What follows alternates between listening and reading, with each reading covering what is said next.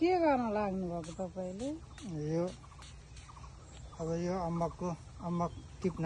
अम्बक त अनि सानै छ नि त, यत्रो सानो छ नि त, यस्तो अम्बक किन टिप्ने? यो अम्बक त सानो छ अहिले। अम्बक त सानै रहेछ। अम्बक भन्दा नि यो हाम्रो टिसीबिटी पञ्चमहाभूत खेतीको चाहिँ अम्बकको भन्दा पनि अम्बकको पातको काम आउँछ, त्यही भएर यो पात टिप्ने। के हुन्छ यो पातको काम चाहिँ? अम्बकको पातको पनि काम आउँछ र? यसको कोलेस्ट्रोल हटाउने अनि पेट दुखेको ओजन घटाउनको लागि यसको। कसरी खाने? यो पत्ता नै चबाउने? होइन, यो पत्ताको धुलो बनाउने पाउडर।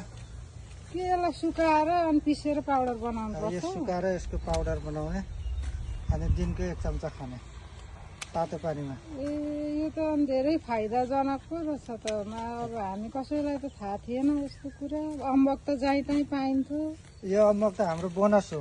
मेन चाहिँ यो त पत्ताको काम आउँछ। यो कलिलो पत्ता, तर पत्ता काट्ने दबाई हुन्छ भनेर फेरि रासायनिक खेतीको पत्ताको नबनाउनु होला।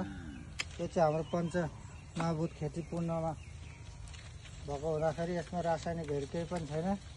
त्यही भएर यसको पत्ता चाहिँ हामीले पाउडर बनाउनको लागि टिप्दैछौँ।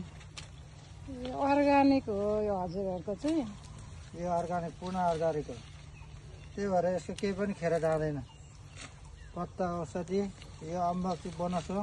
अरूले चाहिँ फलमा मात्रै फोकस गर्छ, हामी चाहिँ यो फलमा भन्दा पनि पत्ता यो हाम्रो केही पनि खेर जाँदैन।